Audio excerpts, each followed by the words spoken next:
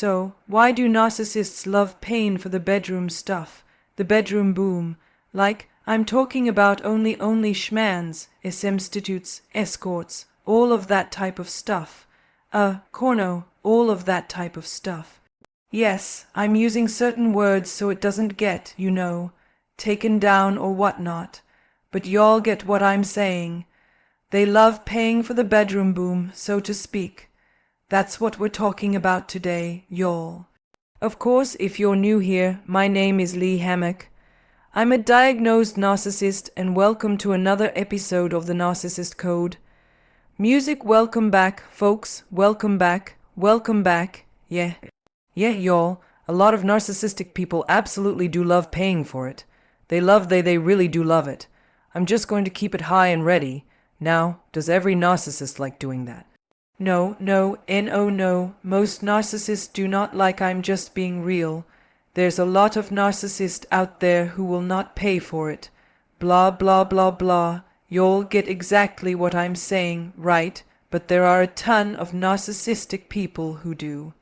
And this video was inspired by a lady I did a one with. Those are still available, mental illness, net, but I did a one with her, right? And she was pretty much telling me, she was like, what? My narcissistic husband just kept, he was on these sites, like a lot of our credit card bills. You would see the O of F on there. You would see the O of F on there. Of this charge, this type of charge, random charges, random PayPals, random cash apps to certain people or whatever. And I looked the person up. It's a lady of the night. Yeah, I know your husband. Your husband has been here with me. Your husband is one of my best clients.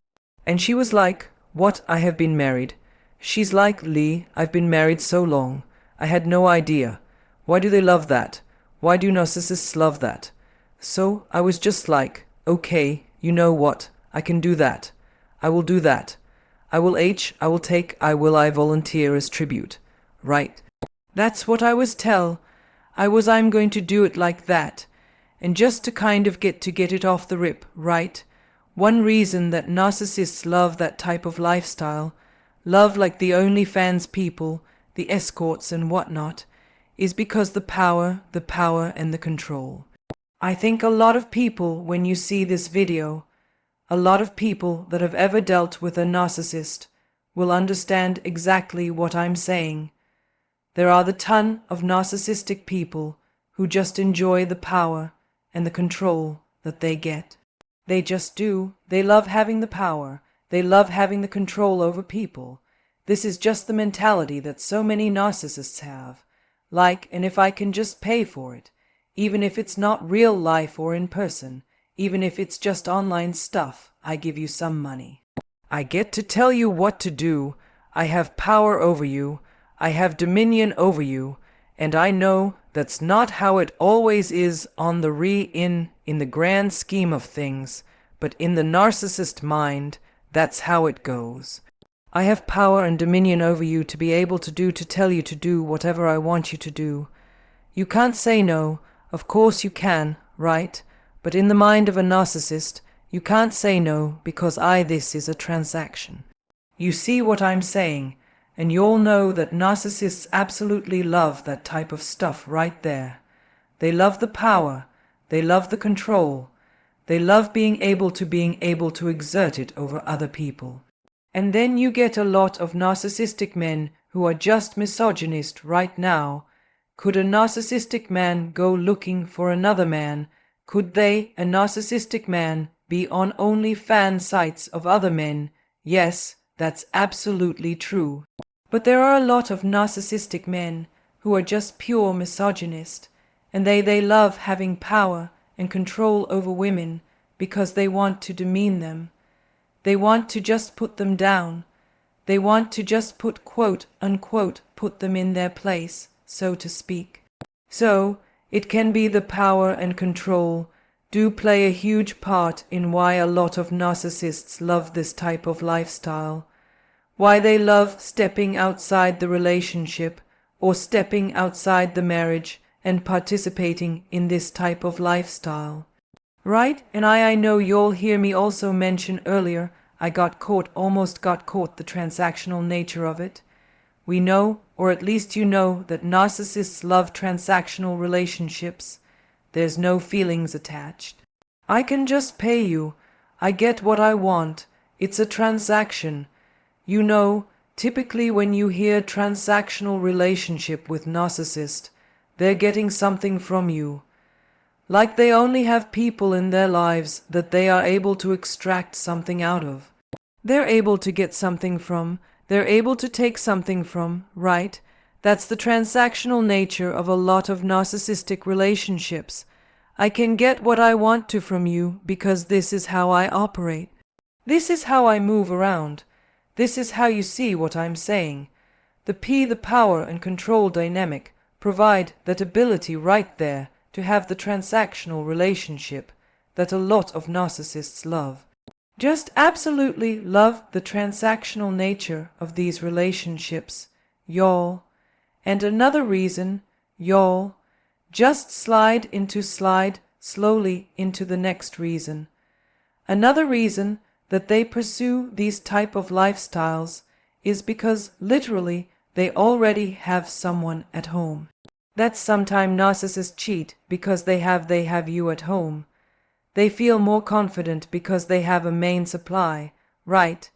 They feel confident if they have a main source of supply or a partner at home. Like even if I get rejected, which is still going to hurt. The rejection is still going to hurt. Even if I get rejected, I can still look at you and go home. I got a wife at home. I got a husband at home, right? I have this at home. I have that at home. So that's what happens sometimes. Like even if they get rejected, they will absolutely, I already have you at home. So it's a safety net. I can go out here. I can go exert this power and control over other people. And I have my safety net, you at home, waiting on me.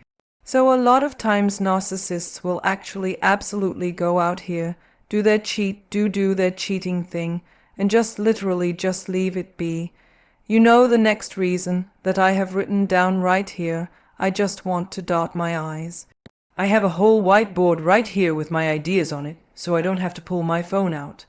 The next thing y'all is some of them are just sex addicts. I said it. They are addicts. Now, let's go ahead and get this out the way. There are a ton of narcissists who be out here lying, cheating, beating, whatever the case may be, right? They just be out here lying their asses off about being sex addicts, but they'll just tell you straight up that they are. They're just like, well, they'll cheat consistently. I'm just a sex addict. I can't stop cheating. Could it be true sometimes? Yeah. But sometimes they just love to cheat. They love to have that power and control. They love to be able to pay for it and make people go away. You see what I'm saying? It's just like sometimes they are addicts, but a lot of times they are not. They will lie about being an addict in order to get you to feel sorry for them. Wow, I'm a sex addict, right? You wouldn't talk to an alcoholic like this, would you? You wouldn't talk to a meth addict right here like with this. Would you talk to somebody that's strung out on cocaine like this or fit? You know. Would you talk to them like that? You going to talk to me like that? Yeah, my drug of choice is cheeks. Yeah, 'cause I love big old booty cheeks and I'm thinking about it now. Oh, let me shake myself out of it. You see how that sounds right there? See how that goes? That's crazy. But again, that's how the mind of a lot of narcissists work. A lot of narcissists tend to go into that space right there. So, could they be sex addicts? Yeah, some of them absolutely could, but a lot of times they are not. They're just liars. They're just manipulators. They just do so much horrible stuff, and they just use that as an excuse. But the sex addicts will absolutely pay for it. You know, they will pay for it.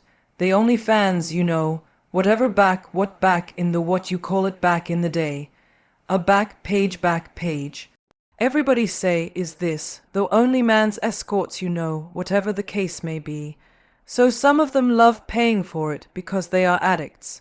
The next one, I got written down y'all, is deviancy and insecurity. Oh no, not insecurities. Deviancy and perverts. Now let's just keep it hot and ready. There are a lot of narcissists out here, right, that view their partners as precious commodities. Now before you get angry at me, let me tell you what I'm saying. Let me look precious commodity. I've been cheated on, beated on, skated on. Everything on has happened to me. I don't feel like a precious commodity. Just think about this. They have this purity mindset. They want to look at you as pure, right?